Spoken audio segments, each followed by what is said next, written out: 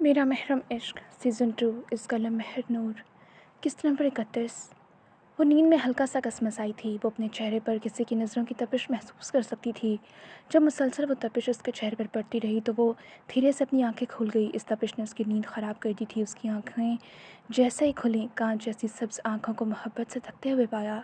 वो दाएं कोहनी तकिए पर टिकाए हाथ की मुट्ठी बनाए, उसे दाएं गाल पर टिकाए थोड़ा सा ऊपर उठा बेड पर नीम दराज उसे ही देख रहा था। उसकी आंखों में चमक थी, होंठों पर शरीर से मुस्कुराहट थी।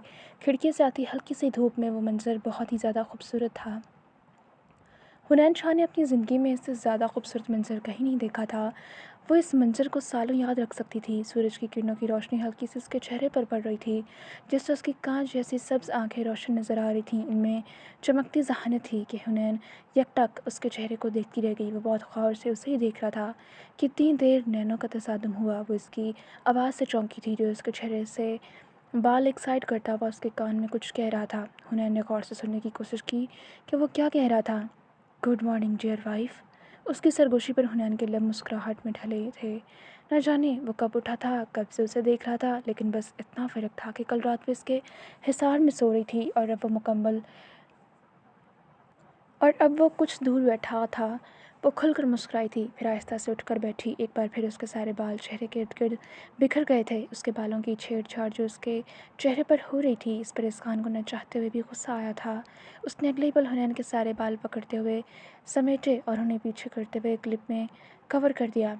अब ठीक है, मेरा नज़ारा ब्लॉक हो गया था। वो मुस्कुराया था, दिलकश मुस्कुराहट, ऐसी मुस्कुराहट जो हुनैन ने ज़िंदगी में पहली बार देखी थी। वो जितना इस शख्स को करीब से देखती थी, इतनी इस शख्स के अलग और नए नए रूप देखने को मिलते थे। ये शख्स बहुत अलग था, सबसे ज़्यादा अलग। गोया एक सुकून सा था जो हुनैन को उसे मुस्कुराते देख कर आता था। एक वो वक्त था जब उस खानशाह उसकी तरफ देखना भी गवारा नहीं करता था, और आज एक वक्त था कि जब वो सिवाय इसके कहीं और नहीं देख रहा था। वो भी उठकर अब बैठ चुका था। तुम वाकई सोई हुई ज़्यादा खूबसूरत लगती हो। मुस्कुराहट दबाए उसकी तरफ झुकते हुए उसकी गर्दन पर लब रखे थे कि एक पल से पहले हुनैन का सारा खून चेहरे पर सिमट आया था। वो शख्स जैसे उसके करीब आता था, जिसमें स्पार्क होता महसूस होता था। ये सच था कि वो दीवानों की आखिरी हद तक असखान शाह को चाहती थी, लेकिन वह शख्स की गुर्बत कुछ लम्हों के लिए भी बर्दाश्त नहीं कर पाती थी। असखान की हल्की से बेट की चुभन उसे अपनी गर्दन पर हुई थी। उसने खुद को सहारा देने के लिए बेसाख्ता असखान की शर्ट को कंधे के मकाम से मुट्ठी में दबोच लिया था। क्या खाती हो जो दिन ब दिन तुम्हारे चेहरे पर निखारता जा रहा है? उसकी बात सुनते वो हैरान हुई थी, बेयकीनी ही बेयकीनी थी। वो अगले ही पल वरना चाहते हुए भी हंस पड़ी। तो आप इनसिक्योर हो रहे हैं? मुझे ऐसे महसूस हुई थी। उसका शौर उसकी खूबसूरती से जल रहा है। असखान ने मुस्कुराते हुए नफ़ी में सिर हिलाया। नहीं, बस मैं ऐसे ही जानना चाह रहा था कि आखिर तुम पर दिन ब दिन किस चीज़ का ग्लो चढ़ता जा रहा है? अभी तो मेरे प्यार के रंग भी नहीं चढ़े। अचानक उसके करीब होता उसे कमर से पकड़े उसके चेहरे के पास अपना चेहरा लाते वो सरगोशी नुमा आवाज़ में बोला था, मेरा इश्क और शिद्दतों के रंग तो अभी तुम्हारे चेहरे पर बहुत सारे कौसे कज़ा के रंग बिखरने वाले हैं। तो फिर इससे पहले तुम्हें इतना नहीं कि तुम इतनी खूबसूरत लगो।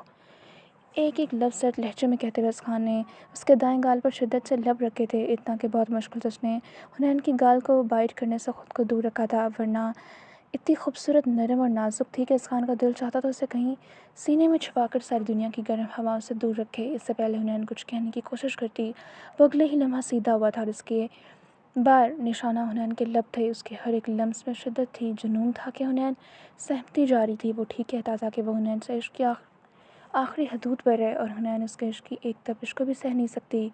वाकई उसके इश्क में इतनी शिद्दत पसंदी शामिल हो जाती थी। ये तो हुनैन ने सिर्फ देखा था। अब यस खान उसके लिए कितना ख़तरनाक साबित होने वाला था, ये तो वक्त ही बताने वाला था। उसने सांस लेने की कोशिश की थी, लेकिन ना ले पाई। उसने बहुत मुश्किल से इस खान के दोनों कंधों को एक बार मजबूती से पकड़ा। उसका सारा जिस्म ढीला पड़ गया था, लेकिन वह इस मामले में इस पर रहम खाने वाली हालत में कहाँ था। अपने इश्क की प्यास बुझाते हुए इसके लबों को आज़ाद करता थोड़ा सा ऊपर उठा था कि हुनैन ने बेसाख्ता लंबी सांस खींची। आंखों के सामने एक पल के लिए अंधेरा छा गया था। वो उस शख्स को खुद से दूर नहीं कर सकती थी। इसे दूर करने का मतलब था उसके गुस्से को हवा देना, उसे खुद से बदगुमान करना।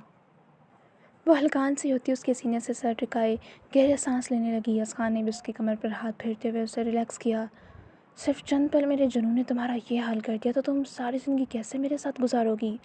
وہ جیسے حنین سے یہ جاننے کی کوشش کر رہا تھا۔ اس کے لہجے میں سختی تھی، سرد پن تھا جسے حنین محسوس کر سکتی تھی۔ اس نے بے بسی سے چہرہ اٹھایا اسقان کو دیکھا۔ اس کی آنکھیں بھیگی تھیں۔ اسقان کی باتوں نے تکلیف پہنچائی تھی۔ کیا اس میں اس کا قصور تھا کہ اگر وہ اس کی اتنی سی شدت نہ سہ پائی؟ عشق کے دعوے کرنا بہت آسان ہوتا ہے جانے میر۔ اس کے بال سنوارتے ہوئے اسقان اب اس کے بالوں کو دیکھ رہا تھا۔ لیکن عشق سہنا بہت تکلیف دیتا ہے۔ اسقان کے لفظ سنجیدگی اور سختی میں لپٹے ہوئے تھے۔ حنین کے لبوں کے سارے میں پہلی بار ایک تلخ مسکراہٹ نے چھوا تھا۔ جتنی اس عشق نے مجھے تکلیف دے دی ہے، جتنا اس عشق نے مجھے تڑپایا رلایا ہے، کیا اس سے زیادہ بھی تکلیف باقی رہتی ہے؟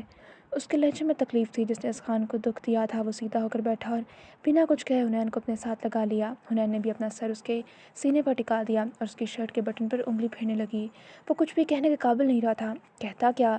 الفاظ ہی ختم ہو گئے تھے۔ بس وہ اس کے بالوں میں انگلیاں چلا رہا تھا اور وہ خاموشی سے اس کی شرٹ کے بٹن پر انگلیاں پھیرتی جا رہی تھی۔ ایک سکون تھا جو حنین کے اندر باہر اتر گیا تھا۔ کچھ منٹ بعد وہ پیچھے ہٹی۔ اسقان نے حیرانی سے اسے دیکھا، پھر جیسے اس کی آنکھوں میں چھپی فریاد سمجھ گیا۔ بنا کچھ کہے اس کے گرد حصار ڈھیلا کر دیا۔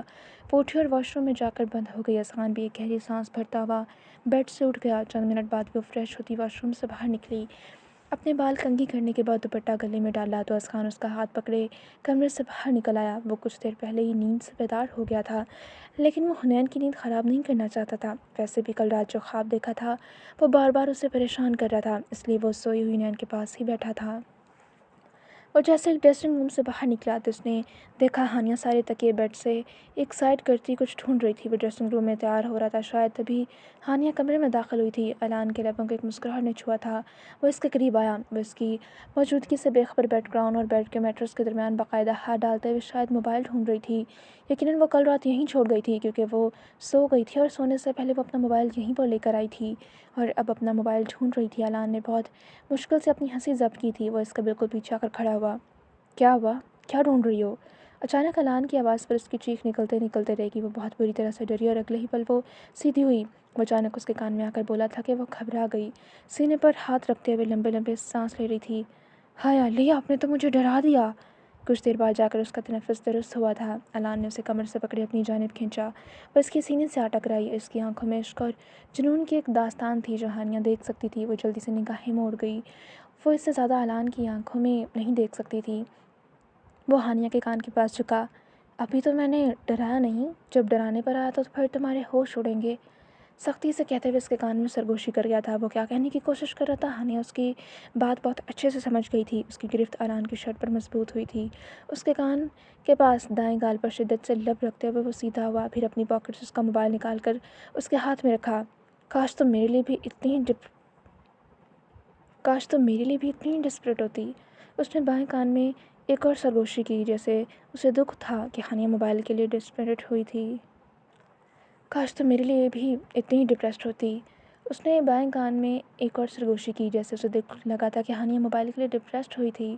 ہانیہ کے چہرے پر اس بات پر دکھ کے تاثرات ابھرے تھے۔ کان کے پاس اس کے بائیں گال پر لب رکھے ہوئے وہ سیدھا ہوا۔ ہانیہ نے اب تک اس کی شرٹ سختی سے مٹھی میں دبوچ رکھی تھی۔ میرے خیال سے تم یونیورسٹی سے لیٹ ہو رہی ہو۔ وہ یکٹک الان کو دیکھ رہی تھی تو الان نے یاد کروایا۔ وہ سر پر ہاتھ مارتی فوراً اس سے دور ہوئی اور کمرے سے باہر بھاگی تھی اور الان کا قہقہ کمرے میں گونجا تھا۔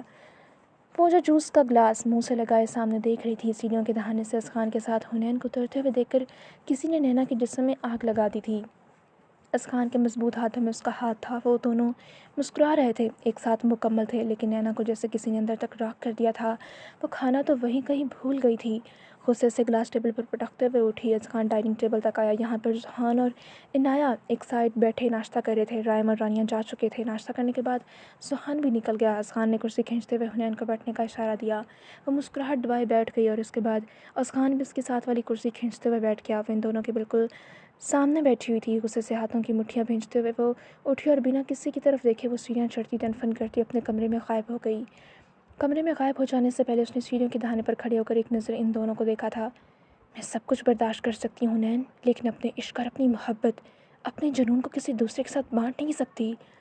جب تک تم ہم دونوں کے درمیان نہیں آئی تھی تب تک ہمارے درمیان سب کچھ ٹھیک تھا۔ میں اسقان کو ہر حال میں منا لیتی، اسے اپنا بنا لیتی، لیکن تم نے درمیان میں آ کر سب کچھ تباہ کر دیا۔ اس جنگ کا آغاز تم نے کیا ہے اور اس کا اختتام میں کروں گی۔ خون کی ندیاں بہہ جائیں تو بہنے دوں گی، لیکن اسخان کو تمہارا نہیں رہنے دوں گی۔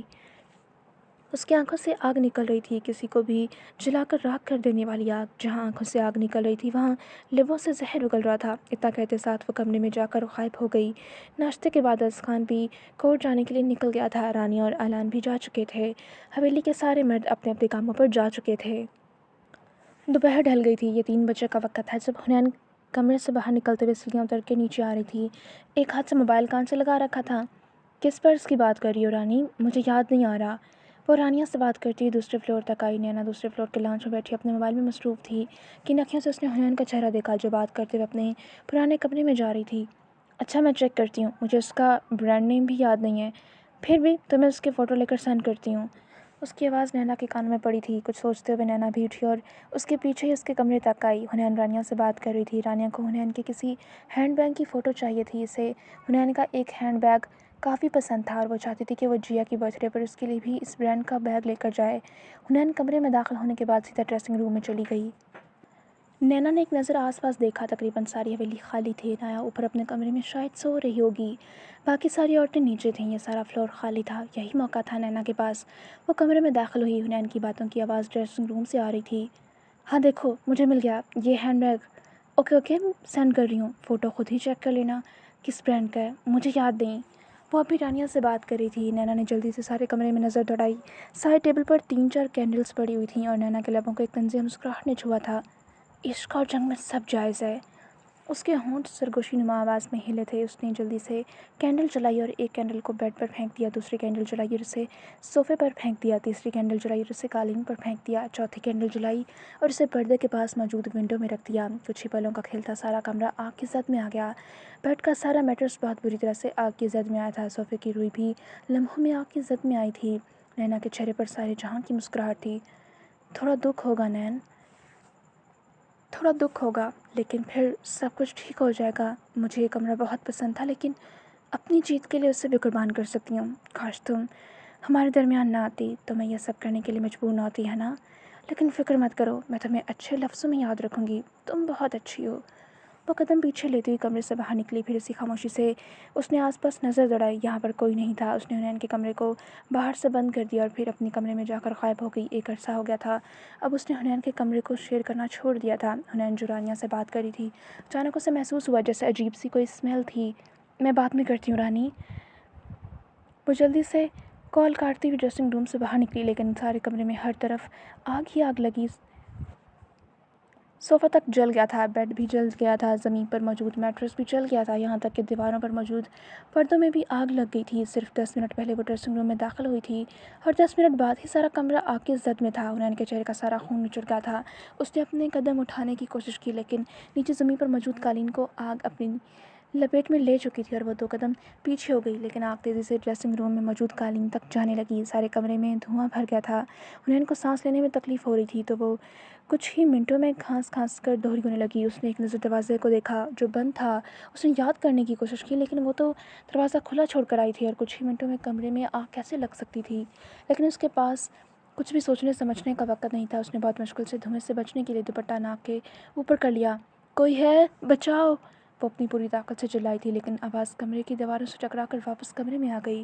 دھواں اتنا بھر گیا تھا کہ اسے سانس لینے میں تکلیف ہو رہی تھی۔ آنکھوں سے آنسو نکلنے لگے تھے۔ اس کی آنکھوں کے سامنے اندھیرا چھانے لگا تھا۔ کتنی دیر بعد وہ بے بسی سے وہی کمرے میں ایک سائیڈ کھڑی رہی، لیکن آگ ڈریسنگ روم کے قالین کو بھی آہستہ آہستہ جلاتی جا رہی تھی۔ اسے زیادہ حنین کی آنکھیں کھلنے سے انکاری تھیں۔ وہ چکرا کر زمین پر گری تھی۔ شاید نیچے کہیں آگ تھی جس نے حنین کو تکلیف پہنچائی تھی۔ اس کی آنکھیں ایک بار کے لیے پوری کھل گئیں۔ آہ میر! اس کے لبوں سے ایک سرگوشی نکلی تھی اور اگلے ہی پل وہ ہوش و آواز سے بیگانہ ہو گئی۔ وہ بہت تیزی سے سیڑھیاں چڑھتا ہوا اوپر آیا تھا تو وہ اپنی ایک بہت اہم امپورٹنٹ فائل آج گھر میں ہی بھول گیا تھا۔ اس سے پہلے وہ تیسرے فلور پر جاتا اسے محسوس ہوا جیسے کہیں سے دھواں اٹھ رہا ہو۔ وہ حیران تھا، بھلا حویلی کے اندر دھواں کہاں سے آئے گا؟ کسی عجیب احساس کے تحت اس کی نظر سارے کمروں میں گھومی تھی۔ سارے کمرے بند تھے، لیکن سب کچھ نارمل تھا، لیکن پھر بھی کہیں سے دھواں تو آ رہا تھا۔ اچانک اس کی نظر حنین کے کمرے کے بند دروازے پر پڑی۔ دروازے کے نیچے موجود سوراخ سے دھواں باہر نکل رہا تھا۔ اسخان کی آنکھیں حیرت سے پھیلیں۔ وہ بے ساختہ کمرے کے دروازے تک آیا اور دروازہ باہر سے بند تھا۔ وہ بے حد حیران تھا۔ اگلے ہی پل آنکھوں کے سامنے کل رات والا خواب نمایاں ہوا۔ نین! نہیں! اس کے لبوں نے سرگوشی کی تھی۔ دروازہ کھولے وہ جیسے ہی اندر داخل ہوا، سارا کمرہ دھوئیں سے بھرا ہوا تھا۔ اذغان بے ساختہ کھانستا ہوا دوہرا پڑا تھا۔ بہت مشکل سے اس نے سانس لینے کی کوشش کی۔ جیسے ہی دھواں کمرے سے باہر نکلا تو کمرے کا منظر کچھ واضح ہوا۔ وہ بے حد بے یقین تھا، کمرے کا نقشہ ہی بگڑ گیا تھا۔ اذغان کی آنکھوں کے سامنے ایک بار پھر وہ خواب گھوما تھا۔ وہ نفی میں سر ہلانے لگا۔ نہیں، ایسا نہیں ہو سکتا، وہ خواب تھا، وہ حقیقت کیسے ہو سکتا ہے؟ نین، نین! وہ پاگلوں کی طرح اسے پکارتا ہوا چیخنے لگا۔ اس نے سارے کمرے کو دیکھا، پھر کسی احساس کے تحت اس کی نظر ڈریسنگ روم میں پڑی، جہاں وہ ادھ کھلے دروازے میں بے ہوش پڑی تھی۔ اذغان کے سر پر آسمان بہت زوروں سے پھٹا تھا۔ نین! وہ پوری طاقت سے چلایا تھا۔ ایسا کیسے ہو سکتا ہے؟ وہ تو محض ایک خواب دیکھ رہا تھا، پھر یہ خواب سچ کیسے ہو سکتا ہے؟ نہیں، یہ صرف ایک خواب ہے۔ اس نے خود کو یقین دلایا تھا۔ وہ بھاگ کر اس کے پاس پہنچا تھا، گھٹنوں کے بل بیٹھ کر اس کا چہرہ سیدھا کیا، اس کا سر اپنی جھولی میں رکھا۔ وہ پاگلوں کی طرح اس پر جھکا، اس کا گال تھپتھپا رہا تھا۔ نین، نین میری جان، آنکھیں کھولو! اس کے لبوں سے الفاظ نکلنے سے انکاری ہو رہے تھے۔ وہ بہت مشکل سے ٹوٹے پھوٹے لہجے میں بول پایا تھا۔ آنکھیں حنین شاہ کی بند تھیں، لیکن سانسیں اذغان شاہ کی بند ہو رہی تھیں۔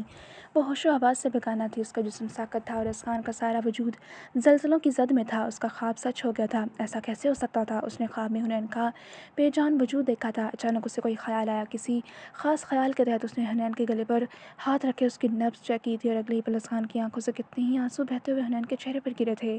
وہ اس کی دھڑکن ڈھونڈ رہا تھا، اور خدایا وہ زندہ تھی، وہ سانس لے رہی تھی۔ کسی نے اذغان شاہ کی سانسیں واپس اس کے اندر اتار دیں، جیسے یقین نہیں ہو رہا تھا کہ وہ زندہ ہے، اس کا خواب سچ نہیں ہوا۔ وہ عجیب جنونی کیفیت کا شکار ہوا تھا۔ اگلے ہی پل اپنے سر پر ہاتھ مارتے ہوئے اس نے خود کو مفلوج ہونے سے روکا، پھر اس کا وجود باہوں میں اٹھاتے ہوئے وہ کمرے سے باہر بھاگا تھا۔ وہ جیسے ہی نیچے آیا تو حالا اور ہیزل نیچے ہی موجود تھیں۔ ان دونوں کی نظر ایک ساتھ حنین تک گئی۔ ہنا! حنین کو کیا ہوا؟ حالا کے ہاتھوں سے ہر چیز چھوٹ کر زمین پر گری تھی۔ وہ فوراً اذغان تک آئی، جو بنا ان کی طرف دیکھے بس جلدی سے لاؤنج سے باہر بھاگا تھا۔ ہیزل نے جلدی سے آگے بڑھتے حالا کو کندھوں سے پکڑا تھا۔ آپ ٹھیک تو ہیں؟ حالا نے خالی کھلی نگاہوں سے اس کی طرف دیکھا تھا، اور پھر بنا کچھ کہے وہ بھی لاؤنج سے باہر کی جانب بھاگی تھی۔ اس کے پیچھے ہی ہیزل بھی باہر نکلی، اور سیڑھیوں کے دہانے پر ایک سائڈ موجود گرل کے پیچھے چھپی نینا باہر نکلی تھی۔ غصے سے ہاتھوں کی مٹھیاں بنا کر اس نے گرل پر دے ماری۔ بچا لو اذغان! کتنی کوشش کرو گے؟ اس کی موت میرے ہاتھوں ہی لکھی ہے، کیونکہ جب تک یہ ہمارے درمیان موجود رہے گی تب تک ہم کبھی بھی ایک نہیں ہو پائیں گے۔ اس کی آنکھوں سے آگ نکل رہی تھی۔ وہ اسے لے کر ہاسپٹل آیا تھا، اور ڈاکٹر ڈاکٹر کرتا چلا رہا تھا۔ فوراً سے حنین کو ICU میں شفٹ کر دیا گیا، اور وہ بے چینی سے چلتا ہوا انتظار کی سولی پر لٹکا تھا۔ آنکھوں کے سامنے بار بار کل رات کے خواب کے مناظر نمایاں ہو رہے تھے۔ ان گنت سوال تھے جو اذغان شاہ کے دماغ میں گھوم رہے تھے۔ حنین اس کمرے میں کیا کر رہی تھی؟ کمرے میں آگ کیسے لگی؟ دروازہ باہر سے کیسے بند ہوا تھا؟ لیکن اس وقت ان سارے سوالوں سے زیادہ ضروری حنین کی جان تھی۔ 4 گھنٹے گزر گئے تھے، حیدرآباد شہر پر رات اتر آئی تھی، لیکن اب تک ڈاکٹرز نے کچھ نہیں بتایا تھا۔ حالا اور ہیزل بھی اس کے ساتھ ہسپتال میں موجود تھیں۔ اس نے ان کو مختصر سی بات بتائی تھی، اس کے علاوہ انہوں نے کسی کو بھی نہیں بتایا تھا کہ حنین ہاسپٹل میں موجود ہے۔ انہیں کسی کو بتانے کی ہوش ہی نہیں تھی۔ 4 گھنٹے بعد دروازے کھلے، ڈاکٹرز باہر نکلے تھے۔ وہ بے بسی اور بے چینی سے ڈاکٹر کی طرف بڑھا تھا۔ ڈاکٹر، میری وائف وہ ٹھیک تو ہے؟ تڑپتے ہوئے پوچھا گیا۔ ڈاکٹر اس بات میں سر ہلایا۔ ان کی حالت کافی کریٹیکل تھی، لیکن فی الحال وہ اسٹیبل ہے، خطرے سے باہر ہیں۔ شاید کافی دیر سے وہ دھوئیں میں تھیں، اس لیے انہیں سانس لینے میں کچھ دن مسئلہ ہوتا رہے گا۔ انہیں 2-3 دن تک آبزرویشن میں رکھنا پڑے گا۔ اس کے علاوہ آگ نے انہیں کچھ نقصان بھی پہنچایا ہے۔ ان کے بازو، کچھ کمر کا حصہ اور ان کا ایک پاؤں بھی جلا ہے، لیکن شکر کریں کہ آگ نے زیادہ نقصان نہیں پہنچایا۔ ان کا مکمل ٹریٹمنٹ ہوا تو وہ بالکل ٹھیک ہو جائیں گی۔ ڈاکٹر کی باتوں پر اذغان کے دل کی دھڑکن رکی تھی۔ اس نے بہت مشکل سے خود کو گرنے سے بچانے کے لیے دیوار کا سہارا لیا تھا۔ انہیں کچھ گھنٹوں تک ہوش آ جائے گا، ہم انہیں روم میں شفٹ کرتے ہیں تو آپ مل سکتے ہیں۔ اتنا کہتے ساتھ ڈاکٹر راہداری میں آگے بڑھ گئی۔ اذغان کی آنکھوں سے آنسوؤں کا ریلا بہہ نکلا تھا۔ بہت مشکل سے اپنے من بھاری قدم اٹھاتے ہوئے وہ ICU کے دروازے تک گیا۔ دروازے میں موجود شیشے سے اس نے اندر جھانک کر دیکھا تھا۔ وہ مختلف مشینوں میں جکڑی پڑی تھی، چہرے پر آکسیجن ماسک لگا تھا۔ اسے سانس ٹھیک سے نہیں آ رہی تھی۔ وہ جیسے جیسے سانس لے رہی تھی اس کا سارا جسم ایک ہچکے بھر رہا تھا۔ وہ بے ہوشی میں بھی تکلیف کا شکار تھی۔ اذغان نے آنکھیں بند کیں تو بند آنکھوں کی اسکرین پر چند سالوں پہلے کا ایک منظر گھوما تھا۔ وہ لائبریری میں کھڑی تھی اور شیلف سے کوئی کتاب نکال رہی تھی۔ مر جاؤ! یہ 2 لفظ اذغان کو آج بھی اپنے کانوں میں بجتے محسوس ہو رہے تھے۔ سالوں پہلے اس نے حنین سے کہا تھا کہ مر جاؤ، اور آج اس کو تکلیف میں دیکھتے اذغان خود مر رہا تھا۔ کاش وہ گزرے وقت کو واپس لا پاتا اور اپنے ان الفاظ کو بھی واپس لے پاتا۔ اس نے بے بسی سے اپنی بھیگی آنکھیں صاف کیں۔ ہیزل حالا کو شاید کوئی تسلی دے رہی تھی۔ لوگوں کے چلنے پھرنے کی آواز، نرسز کا گزرنا، اور اس کے علاوہ راہداری میں بہت سا شور تھا، لیکن اذغان کو کوئی بھی شور سنائی نہیں دے رہا تھا۔ اس کے کانوں میں صرف 2 لفظ گونج رہے تھے، مر جاؤ، جاری ہے۔